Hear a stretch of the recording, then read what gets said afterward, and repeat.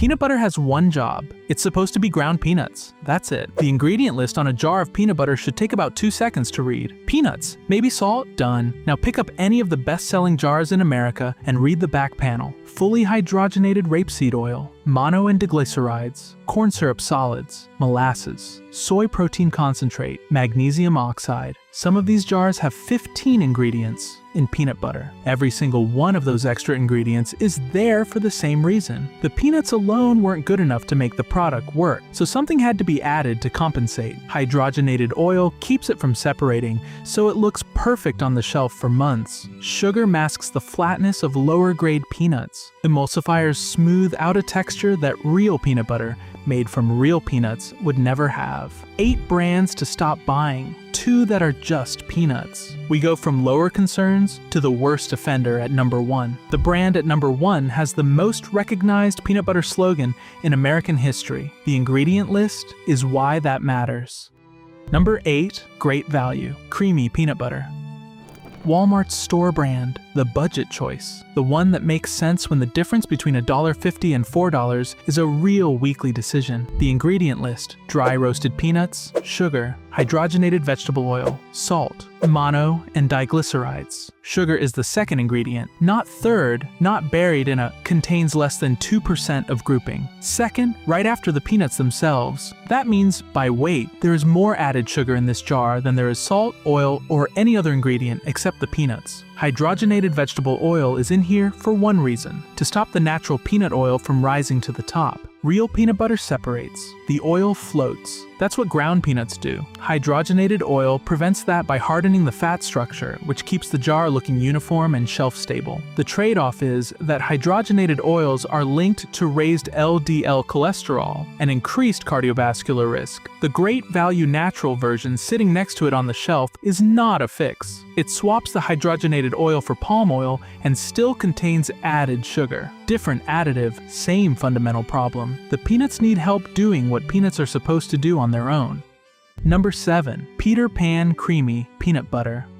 Peter Pan was a staple in American kitchens for decades. It also has one of the more serious regulatory histories in this category. In 2007, a salmonella outbreak was traced back to Peter Pan's production facility in Georgia, triggering one of the largest peanut butter recalls in FDA history. The plant was shut down. Production moved. Many longtime customers never came back. The formula they came back with hasn't improved. Peter Pan Creamy contains hydrogenated vegetable oils, both cottonseed and rapeseed, and the label lists both partially and fully hydrogenated versions. Partially hydrogenated oils are the source of artificial trans fats. The FDA effectively banned partially hydrogenated oils from the food supply in 2018, but products already in formulation had time to comply, and some brands navigated that transition more quietly than others. The texture is almost plasticky, a thick, uniform consistency that doesn't behave the way ground peanuts behave, because it isn't primarily ground peanuts doing the structural work. It's the oil combination holding everything together and preventing any natural variation from reaching the surface. Number 6, Reese's Creamy Peanut Butter.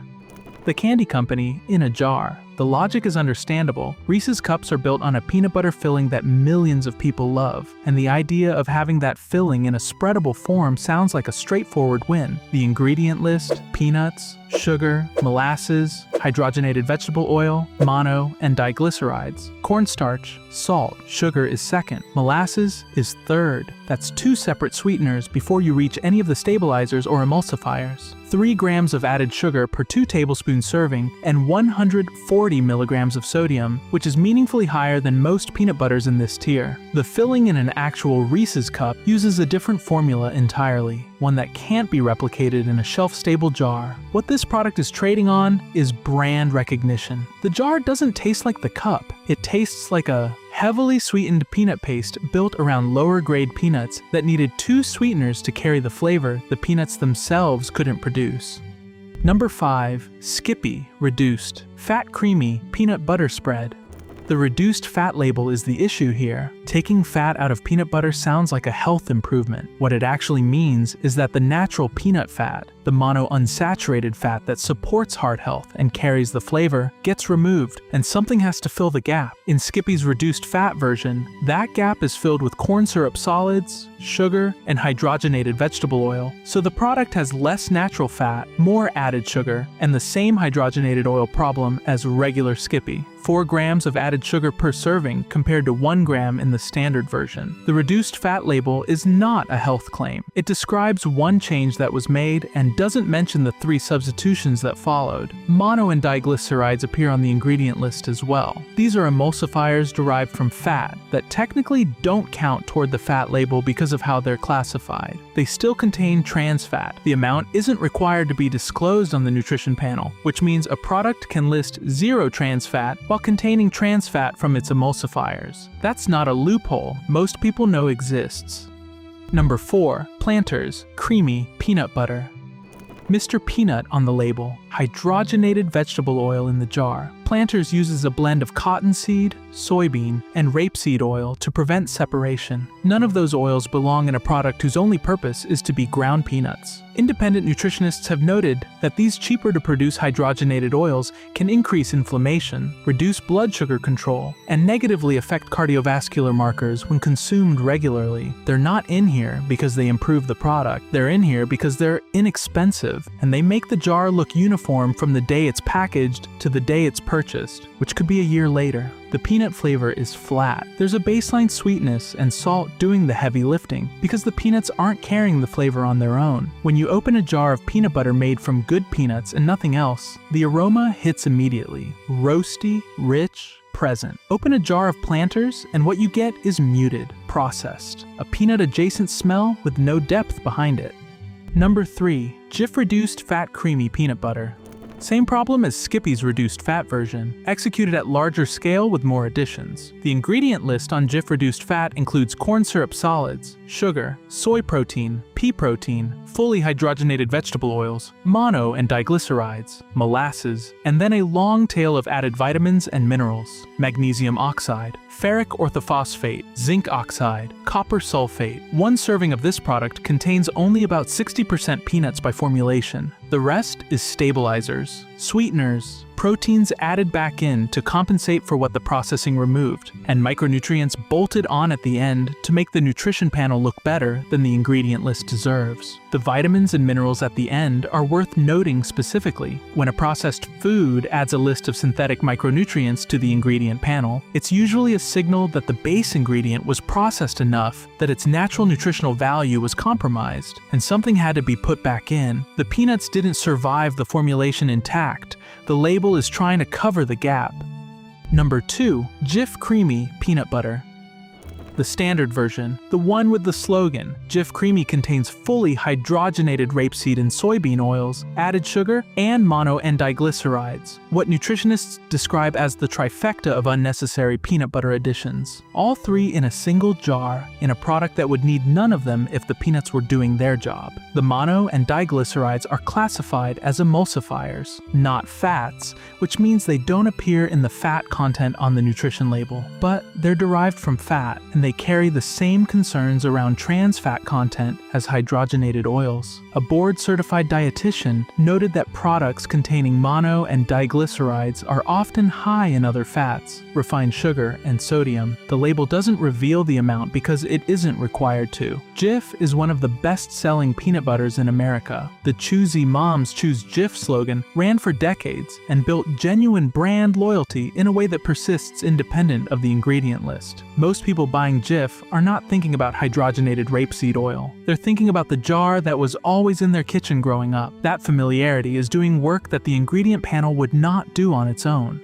Number 1. Skippy Creamy Peanut Butter.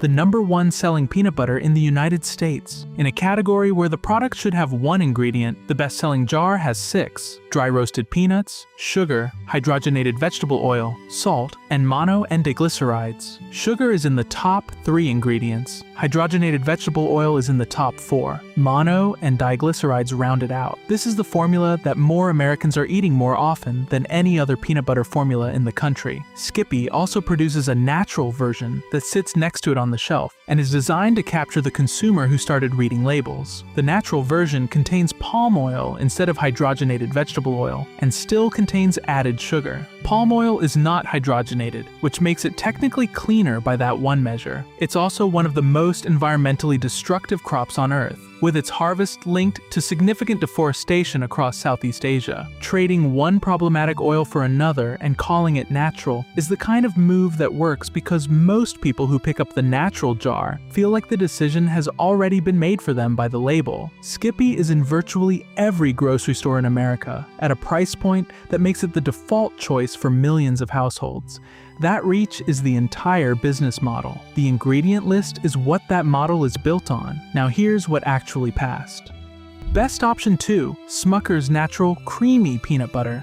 The full ingredient list. Peanuts. Contains 1% or less of salt. That's it. 2 ingredients, one of which is optional, depending on whether you want the unsalted version. No hydrogenated oil, no added sugar, no mono or diglycerides, no corn syrup, no emulsifiers of any kind. Smucker's Natural is the same company that produces the standard Smucker's peanut butter with added sugar and stabilizers. The Natural line is a completely separate product, and the difference is immediately visible when you open the jar. The oil separates. That's the first thing most people notice, and the first thing that trips people up. A layer of peanut oil sits at the top when the jar has been sitting on a shelf. This is not a defect. This is what ground peanuts look like when nothing has been added to force them to stay uniform. Stir it in before the first use, store the jar upside down between uses, and the separation manages itself. The flavor is what actually tastes like a peanut, roasty, slightly nutty, with no sweetness you didn't put there. The texture after stirring is smooth with a little resistance, the natural body of ground peanuts without a stabilizer paste underneath it. Widely available at almost every grocery chain in America, around $3 to $4 a jar. The most accessible clean peanut butter on the market.